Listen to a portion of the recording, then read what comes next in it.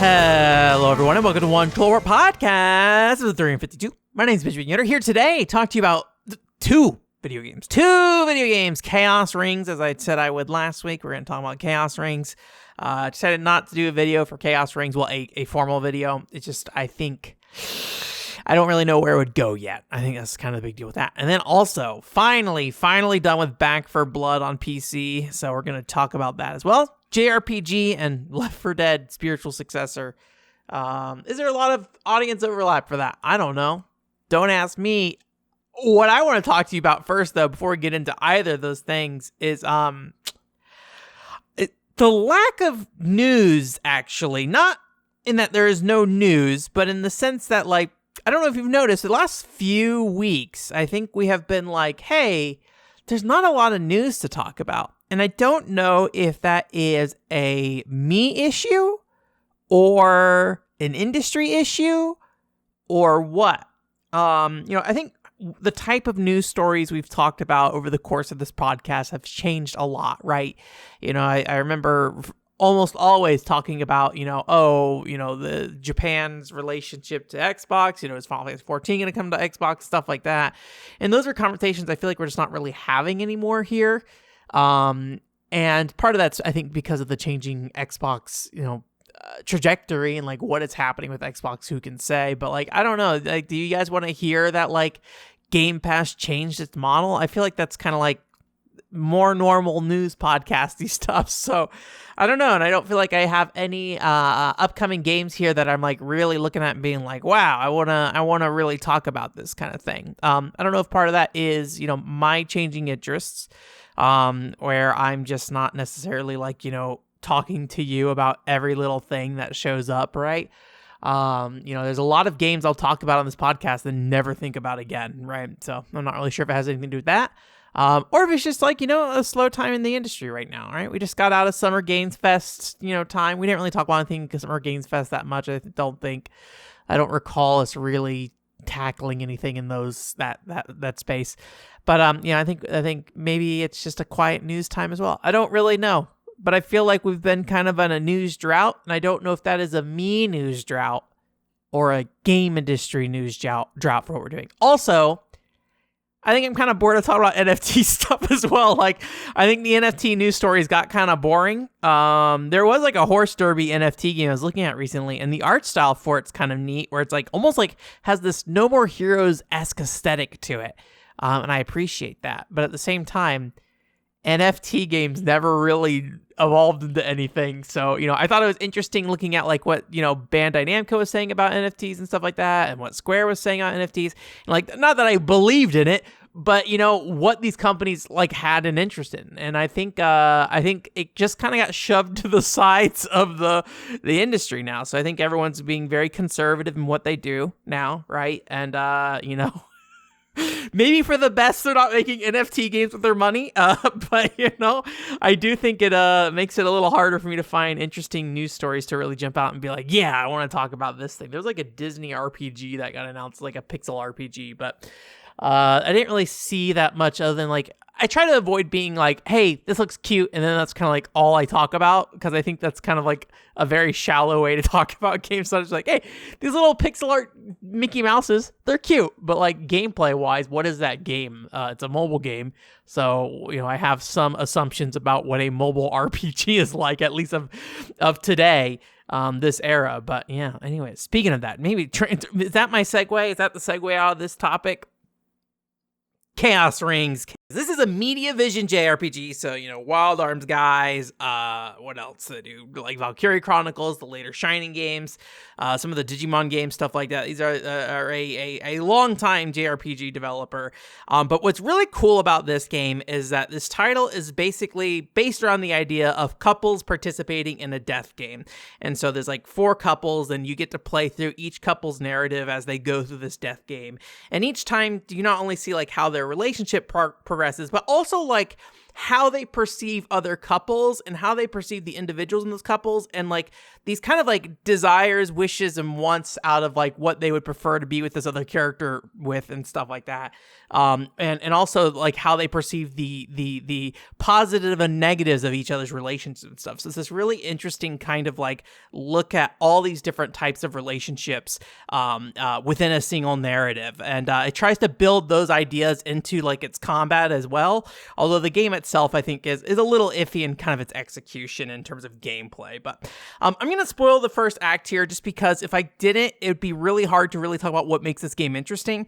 So basically, the first act of this game, you kind of find out that this death game you're in is basically in the hope of creating the ultimate human race. So you have these couples kind of paired together that are basically planned to be kind of like the Adam and Eve of the new world, essentially. And so there's all these different dimensions of where they're trying to pair new couples together to create the ultimate human race that can basically fight off this space demon thing that's going to devour everything, kind of thing. So that's kind of like the core concept of the story here. And so each time you're playing through the story, you get to play as different couples in different dimensions, basically. But the story itself is very much the same. It is kind of the same plot. You're going to see the same opening cutscene pretty much on every single time, but just from slightly different perspectives, and the type of dialogue that happens might alter slightly between them and things like that. But these couples, when I call them couples, they're not necessarily couples in the sense that you think them to be.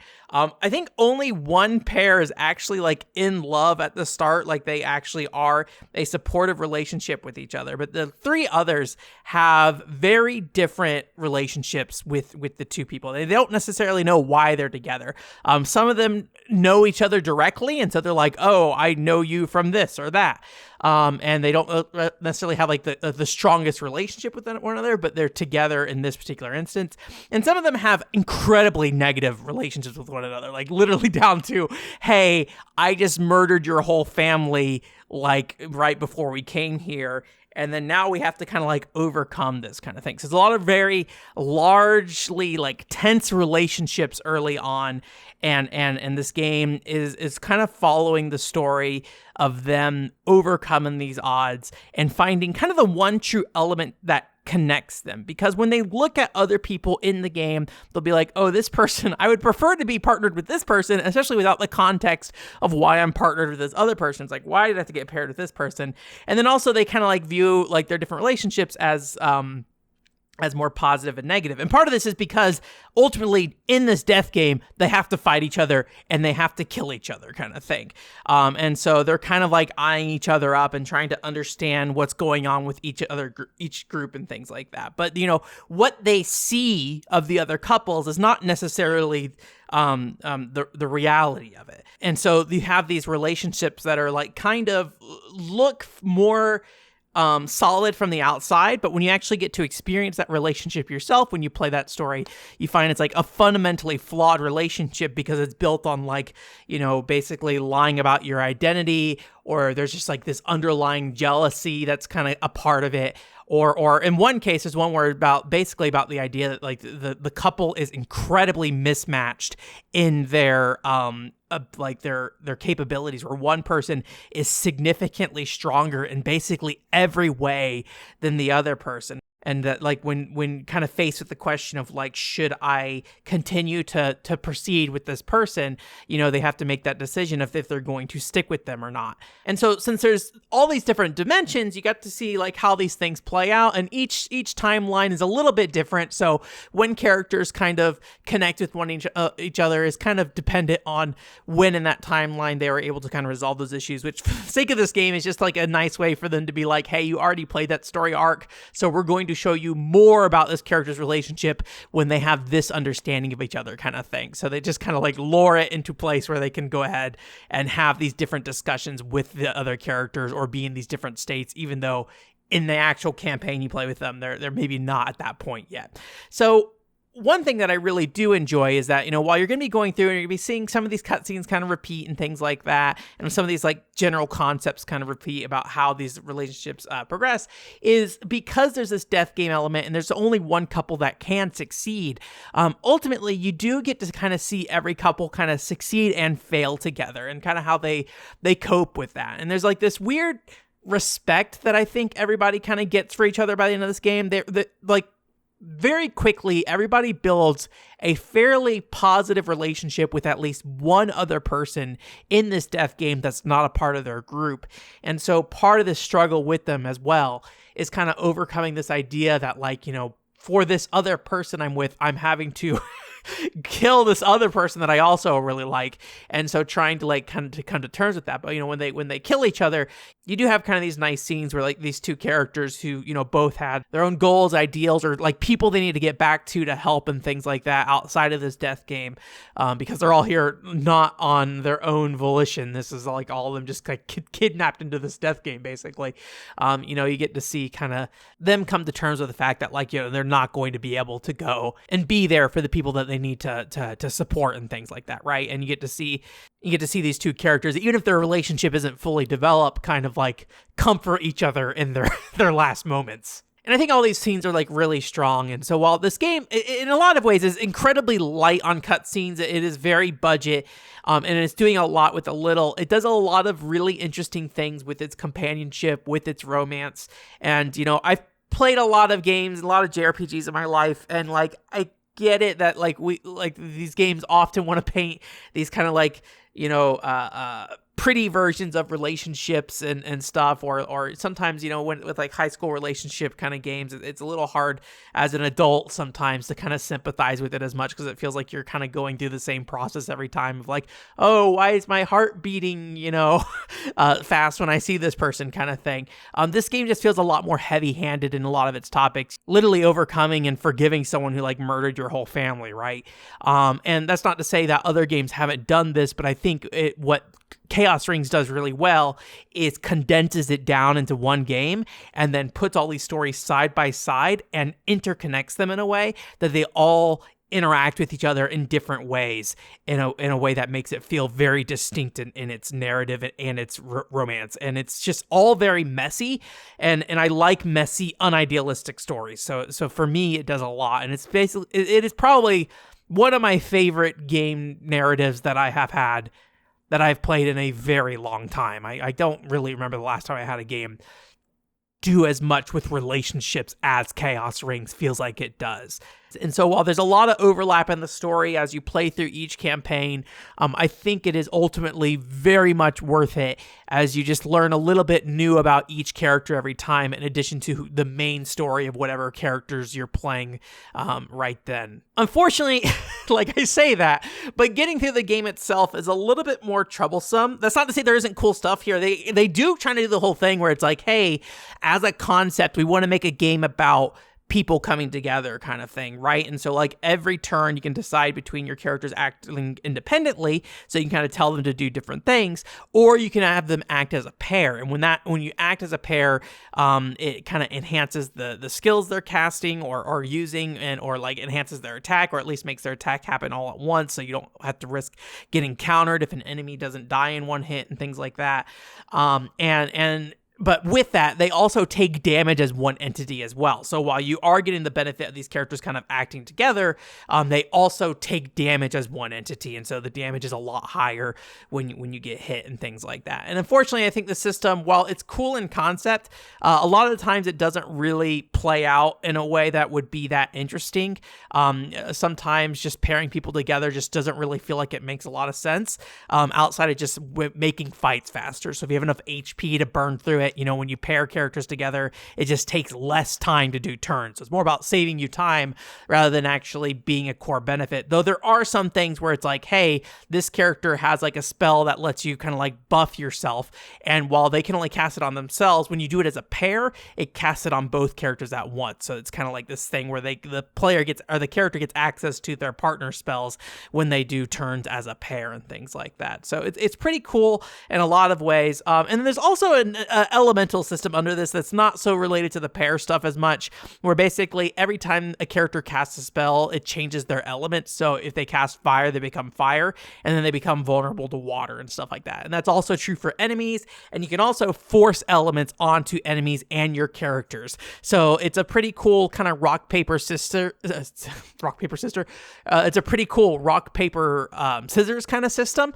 And while, you know, obviously you're fighting against AI and stuff like that, there does does feel like this kind of like weird trying to read, what a monster is going to cast and things like that, and try to like, watch kind of what their cast patterns are. And I don't know if there actually is a cast pattern in this game, but, trying to predict what elements they're going to use so you can kind of like adopt or, preemptively plan to hit them with certain skills and things like that. So it's pretty cool in that regard. But ultimately, I think this game's just not hard enough to really justify these systems. Rarely does the player need to actually engage with these things very much. And, as you play through the game, you actually build up these things like gene pools, essentially, and these give you abilities. And not all of them, but most of them carry over to newer characters.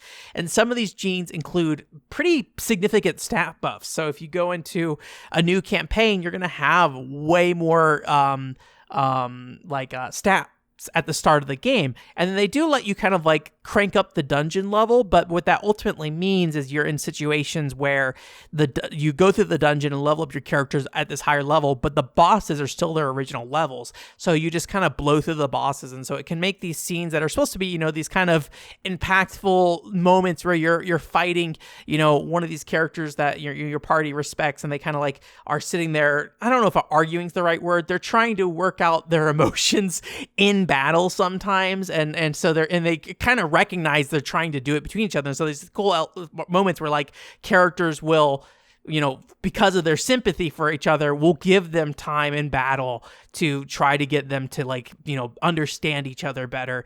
And even if that means that ultimately will result in them dying. There's like cool stuff like that, but it all gets kind of trivialized when, you do that, and then basically the characters just die in one hit. And then the cutscene is just like, oh, that battle was so tough, and just it doesn't feel like it matches that, right? Not that that's a unique problem to Chaos Rings per se, but I think that's what the fact that this game is not balanced very well does to this game. Although I will say, unfortunately, I was getting towards the end of this game and my game file corrupted, so I just watched the last part of the story of the game. So maybe as you get toward the final boss, the game develops in a way that is significant. But from what I saw online, it didn't seem like it did. I think if you play this game, it's just going to be pretty straightforward, kind of a grind. And part of the problem with that, unfortunately, is that since the combat's not particularly interesting in most cases, is the dungeons in this game are all the same between the characters. So you do the same like 5 dungeons over and over again, and while they do appear in different orders, they are always the same dungeon. So no matter what you're doing, that dungeon will be nearly identical and things like that. So, and the dungeons aren't particularly great either. They're basically kind of, they've got nice pre-rendered backgrounds and stuff. Visually, this game has a very like PS1 aesthetic look to it in terms of like, Final Fantasy VIII kind of deal. But it like the dungeons themselves are kind of just find the keys to open the door or pull a lever to open the door. The one exception being there's occasionally like maybe about 3 or 4 per dungeon where you do like a kind of almost like touchscreen puzzle kind of thing. On the Vita, you can use the touchscreen, or on Vita TV, you can use the triggers, which is like a little janky, but it works. And then if you're playing this on like an iPad or an iPhone, I don't know if it's still compatible with modern, Apple devices at all. Or maybe it's on Android as well. I don't actually know. But the Vita, I think, is where most people I know would be playing this probably. You can use do little puzzles and things like that. They're interesting. I wouldn't say they're interesting in the context of this game, because it was like an iPod Touch game in like 2010.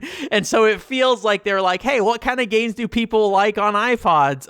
Puzzle games. So they shoved in these little puzzle segments. That's what it feels like at the very least. I don't know if it actually is, but unfortunately, I just think a lot of the dungeons and the like being, repetitive dungeons, and the fact that the game is just not challenging you ever to utilize its systems in really meaningful ways, results in a game that really has a cool system, but unfortunately is pretty mindless. But I do really respect, what the game does in terms of what it was laying out in front of the player, and what was planned, like how that it connects that to its story and lore and things like that as well. So, but I really can't, I just went through all that, but I really can't emphasize enough. This game has probably one of my favorite set of character relationships I've seen in a video game in a long time.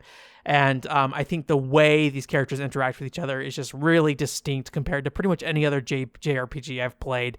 And I think a lot of that comes from that focus on couples and focus on how each of these couples, develop and how they try to maintain their relationship and what makes their relationships fall apart.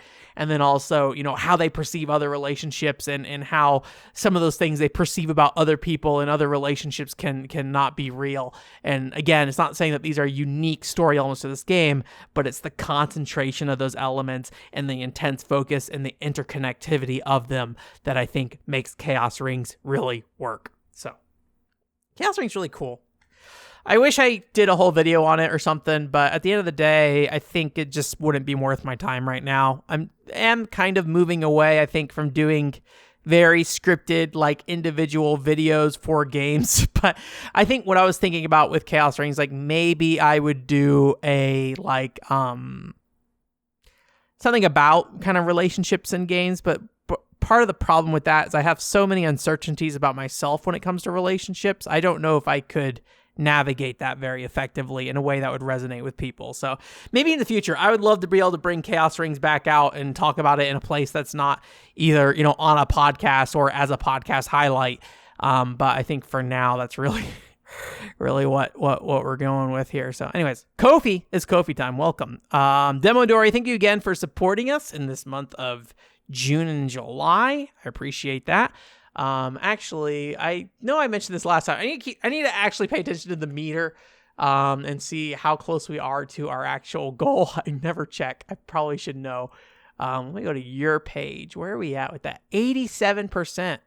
It doesn't say the total amount, but it's $150 is the total amount that it should be. So whatever, 87% of $150, we're slowly getting there. If you haven't seen it yet, if you've supported before, just know the Phantasy Star Online video is basically there. It is basically the final draft. There might be some alterations to the final version, but at this moment, it is not going to have alterations until I know what I'm doing with it. But I think it's going to come out probably in September. I think it's the plan. Anyways, and I started working on my Nintendo video again. Finally, if you've been a long time One Killboard listener, you will know. And if you were using the One Killboard Kofi as well, I made an Animal Crossing video forever ago that I didn't put out, and ultimately decided this is a bad video, so I decided not to do it. It's a video that just said nothing. That was the kind of thing. I think I was trying to navigate it. I was trying to do something kind of off the cuff with it. And ultimately, I found that, like, the way I was talking about it was not actually sound. And that kind of resulted in me looking at a very broader view of Nintendo as a whole and my relationship with Nintendo in the mid-2000s and the late 2000s specifically. So, but I had some ideas about what that video would look like. And I think I'm seeing where that video is going to go. I think a long time I've had an idea of what the video should be. Now I'm finally actually sitting down and putting some text down. So some of this stuff takes forever to get to. I know. I'm sorry I've been talking about this video for so long. But I did get an actual script drafted. It's not particularly anywhere near ready. I think I have the framework of where I want to be, and I think I understand what I'm trying to do with it. I think that's the number one thing. I did try outlining a script again. It's been a long time since I've tried doing an outline, but in kind of response to this Animal Crossing video kind of going nowhere, I think it was kind of a good idea to try to outline this one and just see if I could make sure I was going somewhere before I did it. Sometimes I make a video and I don't necessarily know where I'm going. That Phantasy Star Online video may be a great example of that. Initially, the video was one thing, and then it kind of became another thing. But either way, I think the Phantasy Star Online video is good. I just think it has two goals, and I think the initial goal wasn't necessarily strong enough to hold a whole video, maybe, but the way I solved that was adding an additional goal to the video, but I did not really explain why that goal was important. I don't know. I'm saying this without you guys ever looking at it. I'll have a post-mortem that goes up, I'm sure, when I put the video out, and then we'll talk about it. So otherwise, if you didn't see the NES repair video went up, that was me trying to fix my NES. Guess what?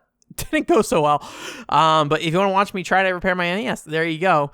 Alex Rider's Stormbreaker video finally came out. Check that out. I had an idea. Oh man, I had an idea. I kind of want a shirt that says, "Have you seen it?" ? And all it is a picture of the box art for the DS version of Alex Rider's Stormbreaker because it's a movie. I don't know. For some reason, I think that's a really funny idea. And like the question mark in particular made it even more funny to me. I don't know. I'm thinking about it. We'll see. Yeah, I made a Future X shirt recently, so I took power into my own hands and created a Future X shirt. I need to run it through the wash still. But that's going to be for the some PCFX stuff here. Haven't talked about the PCFX stuff. I'm going to talk about that on the PCFX podcast first before I talk about it here, I think. Anyways, so that video is out for Alex Rider Stormbreaker. Pretty cool summer action movie kind of DS game. And then I think in this upcoming week, this week that you're listening to this podcast, there's a Dojin game called Last Resort. I have a video for that that's coming up here. And then next week is a Hot Pot Gaming episode again, where we're going to be talking to Alex Fraioli of No More Whoppers. He recently made a video. Well, he is representing himself, Alex Fraioli, from the Alex Fraioli YouTube channel. He just happened. I found out about him through No More Whoppers, but mostly from his co-host on there telling me to go visit his bar in Japan. So it's kind of a little bit of a series of jumps that happened there that got me to this point. But I want to talk to him about like healthy game criticism, because I think there's always the danger when I talk about healthy game criticism of basically being like, hey, no fun. You know, when people are being kind of like very aggressive and toxic towards games, I think there's always the danger of being like, hey, don't be mean, when humans unfortunately really like being mean. And, you know, that's part of our humor, right? And, you know, everyone's going to have different levels of tolerance and things like that to that, right? But that is part of being human, for better or for worse. And we just, I think, generally just try to hide it from each other by, you know, not being mean to people that we know and like, and then being mean to people that we have no idea who they are. It's kind of how it plays out, I think, because it's safe, because we don't know who they are and they probably won't be impacted. But guess what? Social media allows you unprecedented reach to reach out to your favorite people on the internet, and also your least favorite people on the internet. So anyways, that's what that podcast is kind of about. He made a video recently. If you want to do the homework for that video, or that podcast, because it is based on a video he did, I'll link the YouTube link to it, but essentially it is a discussion about love letter RPGs, specifically Chained Echoes and Sea of Stars, I think the two game names, which basically are games that are homages to a bunch of Square Enix 16-bit, 32-bit-esque kind of like golden era Square soft RPG kind of thing. So I said Square Enix earlier, but I meant Square Softs with that. So anyways, that's what's coming up, baby. That's what is coming up. Lots of stuff. I actually just did a Hot Pot Gaming recording today. It didn't go the way I thought it would go. I won't go into too much detail. This is not related to the Alex one. This one went in a different direction than I thought, and I think as long as I am receptive to it going a different direction and understanding why it went that direction and am respectful of that direction, I think that's what's important about it. So I think I did not get what I wanted out of it, but I found something else that I should learn from in that podcast. But that's coming out much later, because these are all like a 2 to 3 month production timeline. Every Hot Pot Gaming you saw before this last one was recorded last year. So yeah. Anyways, thank you so much. Again, if you want to support me on Ko-fi, please do so. It would be helpful for me. And then once we reach our goal, I will spend an entire work day focusing on a featured video.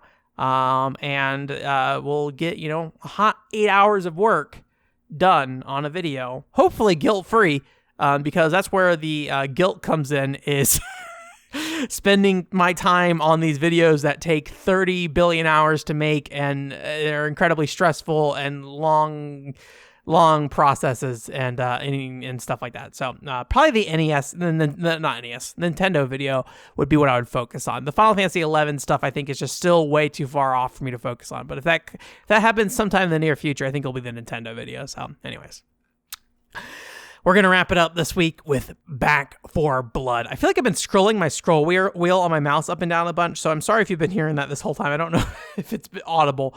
So, but Back 4 Blood. This is a Left 4 Dead-esque shooter, which is 4-player. I played it with a multiplayer group that I actually played Left 4 Dead with as well. And I have a little bit of a mixed relationship with Left 4 Dead, where in some ways, I do really like Left 4 Dead. However, I really only like it on the hardest difficulty that there is. Every other difficulty I find intensely boring, and I'll maybe talk a little bit about that when I kind of give the baseline description of the kind of game this is. But anyways, overall though, the expert level in Left 4 Dead required a high level of coordination and awareness that I really appreciated. And so Back 4 Blood is kind of the spiritual successor to Left 4 Dead. And so in a lot of ways, the fundamental design is basically the same, but there are a lot of top level differences that set it apart from Left 4 Dead for better or for worse. So if you don't know what a Left 4 Dead is, basically it is, I don't know what genre Left 4 Dead would technically be, but 4 players basically trying to get to a safe room. So it's going through a very typically linear level with some set pieces and things like that throughout it. And usually there's a limited number of resources, of ammo, grenades and stuff, all kind of all to kind of help deal with these zombie hordes that come running in. And so you're like identifying different places on the map that you can hold up to kind of like defend against these large waves of zombies that come. And usually there are also special zombies, and these special zombies kind of can appear at all times. So even if it is quiet, even if you're sitting there like looting and stuff, sometimes a special zombie will come out and start harassing you. So you're always kind of like on the top of your toes, making sure that everybody's covered, everyone's taken care of. You need to stay together, and if you go, if you separate off from the group, there's a very good chance you're going to end up with a special zombie who's like particularly designed to screw you over if you're on your own. So it's a fairly easy game in the standard sense, but the special zombies kind of introduce a layer of of uncertainty, and usually they're kind of designed to prevent you from holding up in one place. They might like vomit acid up and that acid will sit on the floor that kind of keep you from staying in one spot. So you have to kind of move and deal with the zombies coming from different directions, things like that. But Left 4 Dead is a very player performance based game. It is very arcadey. It is based off the player's skill set, the player's management of resources, and things like that. Back 4 Blood is that core video game, but adds a variety of modifiers basically on top. And those modifiers affect the player, the environment, and then also the monsters that the player faces. So when you select a character in this game, each of the characters have their own special kind of like modifier. One might get like increased, drops of grenades, or maybe one will cause healing items to drop sometimes when somebody kills somebody, or maybe it'll be like this person can heal players faster and things like that. So everybody has kind of like this stat or this like particular trait that's added to them, and so you want to kind of pick that character. You can only choose one of that character at once, kind of thing. And then you also get a deck of 30 cards that further modifies your characters in different ways, and this is pretty customizable, where you can basically change things like your melee attack can heal yourself, you can change the amount of stamina you have or how your stamina meter works, or like there's the thing where you can aim down sights with guns and that increases your accuracy, but you can put on cards that basically increase your damage output but disables your aim down sights and things like that. So there's a lot of these kind of like little gimmicks and things, or just stat modifiers that you can kind of apply to your character to kind of specialize your character in different ways. And then for the monsters themselves, there's a randomized set of cards that appear at the beginning of each level that basically tell you what kind of monsters are going to be in that level, as well as some special elements applied to them. They might have a stronger attack power, or they'll have like armor pieces on them protecting their weak points and things like that. And that kind of stuff. And then also, what is not a card that is like either modified on a monster or something you choose ahead of time is throughout the game you'll find these weapons, and these weapons are based off individual acts. So when you're going through the story mode, there's like 6 acts total, I think 4 total, and then 2 DLC acts. And each of those acts are their own independent thing. So when you start an act, it will often be you have like level 1 guns, and then you'll have to find new weapons that have, again, more modifiers. It might be, you know, a handful of different types of assault rifles, some that are burst fire, some that have higher attack power, some that have higher magazines, all that kind of stuff. And then there's multiple levels of attachments that connect on, and these all modify, you know, these guns in different ways and things like that. All of this on paper, obviously, I think you can kind of tell, you know, it's adding a lot of uncertainty and variety, right? I think that's kind of the intention. Like, a lot of people played Left 4 Dead over and over and over again. But despite that, I think there was not that much different going on with each playthrough. I could be wrong. Maybe different zombie patterns and things like that. You could look at it. But when it comes to, you know, a lot of the core function of that game, it was kind of the same each time. And I think this game was really trying to give each playthrough have a different feel to it, and you know, presenting new challenges to players every time, and then having players have different ways they can, you know, customize their characters and make them fit into a group in different ways and things like that. But what happens is, for me at least, is that when you have all these modifiers, it messes with the difficulty balance of the game. So early missions, kind of no matter the difficulty level, end up being just kind of tough because you have these kind of like low level pieces of loot that you're going to start with, and that ultimately creates these issues where you're not able to kill special zombies nearly as fast as you would like to. And so the beginning of every mission, even on like a veteran difficulty, can be pretty challenging. Veteran being like the second difficulty level. There's usually like 4 or 5 difficulty levels on top of like the normal mode. But when this variation gets introduced, it can result in times where you're playing on like one of the hardest difficulties. I think we did Nightmare or No Hope. I think it was Nightmare. And sometimes playing on Nightmare is easier than playing on normal because of just how things kind of worked out, whether it be how your character is set up. I would say less so that, and more of just like what kind of rolls you got, what kind of loot you got. And so there's a lot of times where you're playing on a hard difficulty, hoping to get a hard experience, or at least for me, hoping to get a hard experience. And ultimately what I get is just kind of going through and just kind of, shooting through stuff and not really having to think all that much. So it's this really weird imbalance because almost every act, no matter the difficulty, starts as a struggle. But then as you go through the act, it just steadily gets easier and easier and easier. And so when you're getting on these harder missions, yes, like the damage values are different. And yes, maybe you have to take less damage overall, but the resources and tools you have evolve basically the same every time. And it just creates this really inconsistent environment where you're just never really quite sure what challenge level you'll be facing on each next level. And part of the problem with this, I think, is when you are getting these random rolls of like different monster types or different, modifiers, is sometimes they'll have rolls that don't really meld well with your deck set that you have. So you built those 30 cards, right? And you might have a thing where it's like, I want to be really good at melee damage, but like every single enemy in this map is a ranged enemy. So like as a melee, it doesn't really make a lot of sense. But you're stuck with that deck. They don't let you change your deck mid-act and things like that. So there's a lot of like these weird limitations that kind of prevent you from kind of adapting to the situation. And I think, while that might have made the game easier, I do think it would have made the game a little more dynamic feeling at the very least, even if it would have made it slightly easier. But overall, I don't really think it matters all that much because a generalized build ultimately will overcome most things in this game, it feels like, except for maybe like having one healer that really can, optimize the healing resources that you have and things like that. So, I personally didn't really find customizing my character particularly fun. I think the adjustments are just too small with each individual card. You'll have like a piece of armor that increases your HP by like 5%. And then, the only way you'll really notice it is if you stack on like 5 pieces of armor that increase your HP by 5%. And so, it kind of encourages you to optimize by putting on like the most of one particular type to get the best value rather than trying to play with your deck in interesting ways, I feel like.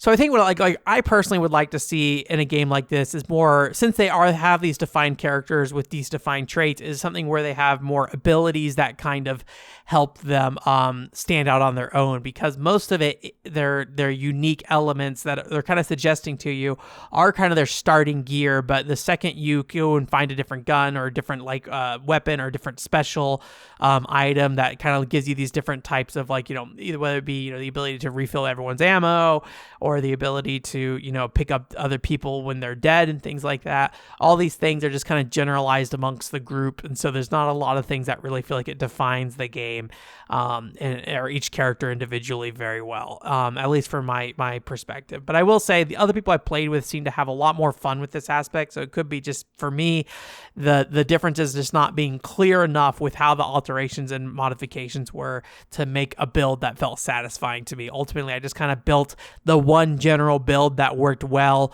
with basically every type of type of role, and then just kind of left it at that, because ultimately the thing that made my life easier in the game were the weapon drops, the resource drops, and other things, or maybe getting a certain type of enemy that was just easier to deal with. Those were the kind of things that ultimately created the sense of variation rather than the individual character, I feel like. So but yeah, I think it's just kind of a weird game because of that kind of inconsistent difficulty. There's also a lot of other weird inconsistencies. Like, for some reason, Act 1 is super long, but then there's other acts that are like incredibly short, and I don't really understand why.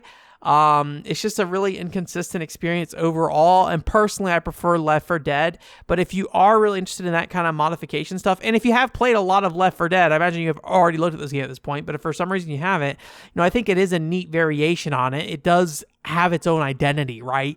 It's just, for me specifically, I don't think it aligned with the things that I like about Left 4 Dead, which is about, that kind of like high level coordination between your party and teammates, and really making sure everybody's kind of on the top of their game, where this game, there's almost very rarely other times that feels necessary, because the game itself just kind of has a ton of modifiers that ultimately creates all these situations where the player will likely end up with some kind of resource that will kind of trivialize most of the aspects of the game. So anyways, hopefully that's not too vague. I didn't want to talk too specifically about individual things that happen, but it's a little hard with Back 4 Blood because, like, a lot of it's very ephemeral feeling, I feel like, where it's just like, here are these stats that you can modify, and it doesn't really change how your character moves or acts or anything, or at least not significantly so.